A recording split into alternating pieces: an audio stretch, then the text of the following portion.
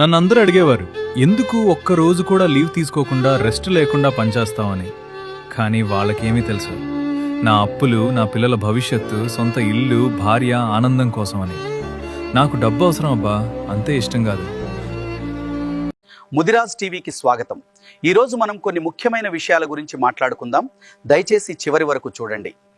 ఎడపిడి తెలంగాణ పోరాటాలు చేసే కులాలుగా మతాలుగా దేని గురించి అనుకుంటున్నాం చూడండి. ముదిరాజ్ నాయకుల్లారా, సంఘాల్లారా, గుట్టురట్టు విప్పుతాం. జై బోలో బీసీ. ఏ మరో యుద్ధమే, నూకం జాన్ ఒక్కరు కాదు జాన్.